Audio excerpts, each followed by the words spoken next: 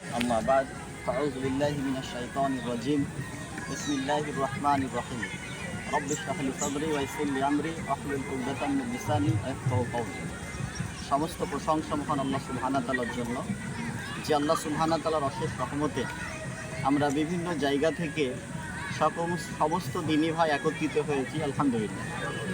অতঃপর অসংখ্য দুরূদ এবং সালাত বর্ষিত হোক আমাদের নবী মুহাম্মদ সাল্লাল্লাহু আলাইহি ওয়াসাল্লামের উপর।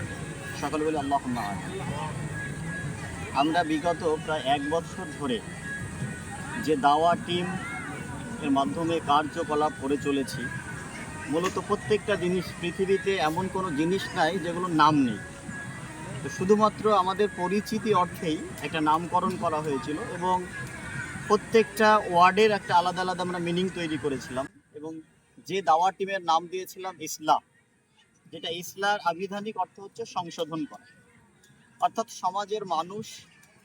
আমরা আজকে নাম সর্বস্ব মুসলিম, কিন্তু আমাদের ইমানের গলদ, আমাদের আকিদাতে গলদ, আমাদের আমলে গলদ, এই সমস্ত বিষয়গুলো সংশোধন করানোর জন্যই আমাদের দাওয়া টিমের নামকরণ করেছিলাম ইসলাম।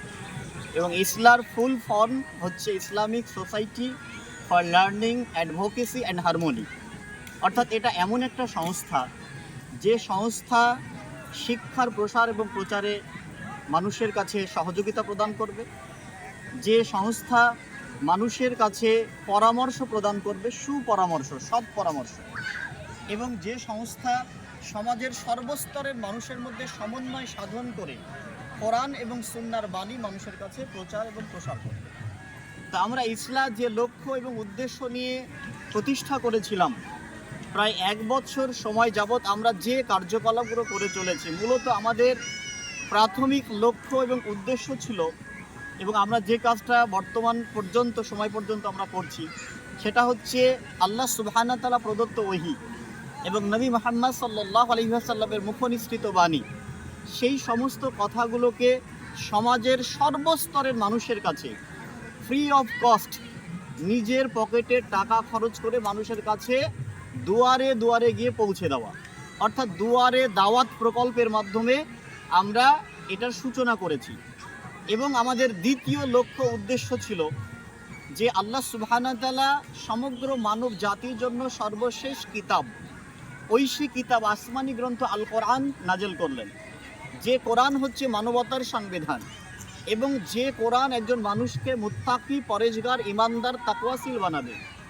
কিন্তু আমরা দেখি যে আজকের সমাজে আমরা যারা নিজেকে মুসলিম পরিচয় দিয়ে থাকি, পরিসংখ্যান বলছে সমাজের শতকরা 95টা মানুষ কোরআন পড়তে জানে না।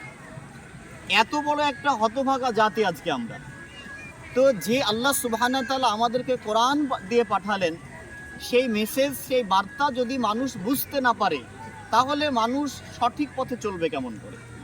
তা এবং আমরা দেখতে পাচ্ছি এই 21 শতাব্দীতে এসে আমরা আমাদের নতুন প্রজন্মকে ইংরেজি বা অন্যান্য শিক্ষায় শিক্ষিত করতে আমরা সচেষ্ট হয়েছি, কিন্তু আমরা আমাদের ছেলে মেয়েদেরকে, নতুন প্রজন্মকে আমরা কোরআন বিমুখ প্রজন্ম গড়ে তুলছি। যে আমরা আমাদের ছেলেদের যখন কথা বেরোচ্ছে তাদেরকে ইংলিশ মিডিয়াম স্কুলে ভর্তি করছি, আমরা তাদেরকে অন্য কোনো মিডিয়াম স্কুলে ভর্তি করছি। আমার ছেলেটাকে যেন ক্লাস 3-তে বা 2-এ উঠবে তখন ইংলিশে অনর্গল কথা বলতে পারবে। আমার ছেলেকে মাস্টার ডিগ্রি করাচ্ছি, এমফিল করাচ্ছি, আরও কত সহস্র ডিগ্রি করাচ্ছি, কিন্তু আমাদের ছেলেটা, আমাদের মেয়েটা কোরআন পড়তে জানে না, এটা নিয়ে আমরা চিন্তা ভাবনা করি না। তো আমাদের এটা নিজেদেরকে খুব কুরে কুরে খেয়েছে। এবং আমরা বাংলাদেশের শেখ আব্দুর রাজ্জাক বিন ইউসুফের সুযোগ্য পুত্র আবদুল্লাহ বিন আব্দুর রাজ্জাকের যে কোরআন শিক্ষার যে মক্তব যেটা চালু করেছে, সেখান থেকে আমরা উদ্বুদ্ধ হয়েছি যে আমরা যে সমস্ত মহল্লায়, যে সমস্ত এলাকায় দাওয়াতি কার্যক্রম করব, প্রত্যেকটা জুমা মসজিদে আমরা মক্তব চালু করব। আমাদের নতুন প্রজন্ম যেন কোরআন বিমুখ প্রজন্ম না হয়, যেন আমাদের নতুন প্রজন্ম কোরআনের শিক্ষায় শিক্ষিত হয়, তারা যেন সুন্দর করে তারতিল সহকারে কোরআনটা বুঝতে পারে, কোরআনের আনুকূল্যে নিজের জীবনটা পরিচালিত করতে পারে। এই জন্য আমরা অগ্রসর হয়েছি এবং আলহামদুলিল্লাহ বেশ কয়েকটা মসজিদে আমরা নতুনভাবে মক্তব ব্যবস্থা চালু করেছি। তৃতীয় আমাদের লক্ষ্য ছিল যে সমাজের যারা আধুনিক শিক্ষিত মানুষ, এরা সবচাইতে ইসলামের দিক থেকে সবচাইতে পিছিয়ে রয়েছে, কিন্তু এই মানুষগুলোর কাছে যদি ইসলামের দাওয়াত দেওয়া হয়, এদের কাছে গ্রহণযোগ্যতা সবচাইতে বেশি। এবং এই মানুষগুলো অনেক উচ্চ শিক্ষিত। এদের কাছে যদি আমরা বই পুস্তক যদি পৌঁছে দিতে পারতাম তাহলে সবচাইতে ভালো হতো। এর জন্য আমরা চাই যে 2-3টে মহল্লা মিলে, 2-3টে গ্রাম মিলে এলাকায় একটা ইসলামিক পাঠাগার তৈরি হোক, লাইব্রেরি তৈরি হোক, যেখানে বিভিন্ন রাইটারদের, সহিহ আকীদার, বড় বড় আলেমদের লিখিত বই থাকবে। হ্যাঁ, দেখা যাচ্ছে সালাত শিক্ষা ব্যাপারে বই থাকবে, সিয়াম কেমন করে পালন করব, কেমন করে পরিবার পরিকল্পনা করব, কেমন করে ইসলামী অর্থনীতি শিখব, সমস্ত বিষয়ের বইগুলো থাকবে। সেখান থেকে উচ্চশিক্ষিত মানুষগুলো বই নিয়ে এসে জ্ঞান অর্জন করবে। কেননা ইসলাম এমন একটা জীবন বিধান যেটা যদি কন্টিনিউ যদি মানুষ পড়াশোনা না করে তাহলে কিন্তু ইসলাম সম্পর্কে মানুষের প্রকৃত জ্ঞান লাভ সম্ভব নয়। 1 ঘন্টা বা 2 ঘন্টা বা কোনো একটা মহল্লায় গিয়ে দাওয়াতি প্রোগ্রাম করলাম, এর মাধ্যমে ইসলামের প্রচার প্রসার সম্ভব নয়। কারণ আল্লাহ সুবহানাহু ওয়া তাআলা কোরআন নাজিল করার প্রথমে আল্লাহ সুবহানাহু ওয়া তাআলা আয়াত নাজিল করছে, ইকরা বিসমি রাব্বিকাল্লাযী ফালাক, তুমি পড়ো তোমার প্রভুর নামে। তাহলে আল্লাহ সুবহানাহু ওয়া তাআলা পড়ার কথা বলেছে। তো আমাদের জাতি পরিসংখ্যান বলছে ইহুদি প্রতিদিন 24 ঘন্টায় 6 ঘন্টা বই পড়ে, আর আমাদের মুসলিমরা প্রতি 24 ঘন্টায় 6 মিনিট বই পড়ে। তো এই জাতি তো পিছিয়ে থাকবে, স্বাভাবিক ব্যাপার। আমাদের জাতি পড়াশোনা থেকে পিছিয়ে আছে। এর জন্য আমাদের যারা নতুন প্রজন্ম, আমাদের উচ্চশিক্ষিত যারা রয়েছে, তাদের কাছে ইসলামের শিক্ষার প্রচার এবং প্রসারের জন্য আমরা লাইব্রেরি প্রতিষ্ঠা করতে চেয়েছি এবং বেশ কয়েকটা জায়গায় আমরা লাইব্রেরি আলহামদুলিল্লাহ তৈরিও করেছি। এবং সর্বোপরি এলাকা ভিত্তিক দাওয়া টিম তৈরি করতে হবে। 5-7জন ভাই মিলে ওই এলাকায় ক্ষুদ্রভাবে দাওয়াতি কাজ করবে। এই নয় যে তাদেরকে মাইকে বক্তব্য দিতে হবে, এমনটা নয়। দেখা যাচ্ছে আমরা প্রত্যেক দিন 5 ওয়াক্ত সালাত আদায় করছি, তো রাস্তার মধ্যে যেতে যেতে চায়ের দোকানে কোনো একজন ভাইয়ের সঙ্গে দেখা হলো, তাকে তো বলতে পারি ভাই আসেন আপনি সালাতটা আদায় করেন। চায়ের দোকানে বসে চা খাচ্ছি, কোনো ভাই বাম হাত দিয়ে কাপে চা খাচ্ছে, তাকে তো আমি বলতে পারি যে ভাই বাম হাত দিয়ে চা খাওয়া রাসূল সাল্লাল্লাহু আলাইহি ওয়াসাল্লাম নিষেধ করেছে, এটা শয়তানের কাজ। অর্থাৎ আমাদের সামনে যেটা পড়বে, আমি যতটুকু জানি ততটুকু মানুষের কাছে পৌঁছে দিতে হবে। এর জন্য আমরা দাওয়া টিম এলাকা ভিত্তিক ছোট করে আমরা তৈরি করতে চেয়েছি। এবং সর্বোপরি যে সমাজের অসহায় দুস্থ দরিদ্র মানুষের কাছে পৌঁছে যেতে হবে। কারণ আল্লাহ সুবহানাহু ওয়া তাআলা আমাদেরকে সর্বোত্তম জীব করে পৃথিবীতে পাঠিয়েছে। আল্লাহ সুবহানাহু ওয়া তাআলা আমাদেরকে মনুষ্যত্ব বোধ দিয়েছে, আমাদেরকে আল্লাহ সুবহানাহু ওয়া তাআলা বিবেক দিয়েছে। এই পৃথিবীতে আসলাম, খেলাম আর এনজয় করলাম, পৃথিবীতে চলে গেলাম, এটাই আমাদের জীবনের পরিসমাপ্তি নয়।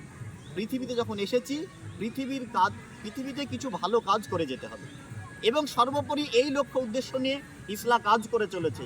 এবং ইসলার যে সমস্ত দায়িত্বশীল ভাইরা রয়েছে, ইসলার যারা কার্যকর্তা রয়েছে, ইসলার যারা সদস্য রয়েছে, সকলের কাছে আহ্বান করব, এই কাজ করতে গিয়ে আমাদেরকে কেউ 2 হাত দিয়ে আলিঙ্গন করেছে, কেউ আবার কটু কথা দিয়ে আমাদেরকে মন্তব্য করেছে, এতে আমাদেরকে দুঃখিত হলে চলবে না। আমাদেরকে সব সময় মনে রাখতে হবে, যা কিছু হোক পরোয়া করি না, ও সব জেনেছি তুচ্ছ, আমার জন্য সাজানো রয়েছে লাল গোলাপের পুচ্ছ। সমাজের কোন মানুষ কি বলল, সমাজের কোন ব্যক্তি আমাদেরকে ঘৃণা করলো, ওই দিকে কর্ণপাত করলে আপনি কখনোই ভালো কাজে মোটিভেট হতে পারবেন না।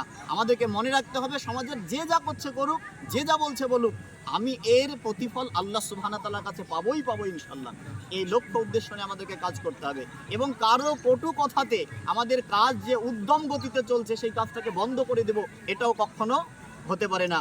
কবি বলেছে, যেতেই হবে যখন বহুদূর, সব জায়গায় থামতে নেই, সব ঘাটেতে থামতে নেই, আর দূরপাল্লার ট্রেনের নিয়ম, সব স্টেশনে থামতে নেই।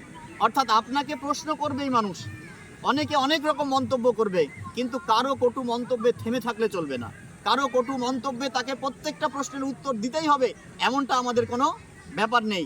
আমাদেরকে প্রচেষ্টা চালাতে হবে যে সব সময় যে কাজগুলো করব, এটা জাতির কল্যাণের জন্য কাজ করব এবং আল্লাহ সুবহানাহু ওয়া তাআলার সন্তুষ্টির জন্য কাজ করব। এবং ইনশাআল্লাহ আমরা নিয়তবদ্ধ হব, ওয়াদাবদ্ধ হব, মৃত্যু পর্যন্ত এই কার্যকলাপ আমরা করব। আল্লাহ সুবহানাহু ওয়া তাআলা আমাদের সকলকে কবুল করুন এবং ইসলামের যে কার্যক্রম আমরা যেন মৃত্যু পর্যন্ত সম্পাদন করতে পারি, সেই তৌফিক দান করুন। ওয়া আখিরু দাওয়ানা আলহামদুলিল্লাহি রাব্বিল আলামিন। আসসালামু আলাইকুম ওয়া রাহমাতুল্লাহ। বেশি সময় নেব না ইনশাআল্লাহ, অল্প সময়ের মধ্যে আমরা এখান থেকে চলে যাব। তবে এই সময়টুকু আপনারা একটু মূল্যায়ন করুন, মোবাইলগুলো সাইলেন্ট বা ফোন একটা রিসিভ করবেন না, একটু মূল্যায়ন করুন। কবুল পা ছেড়ে দিয়ে ভালো করে বসুন। বিষয়টা হচ্ছে যে আমাদের যে চিন্তা ভাবনা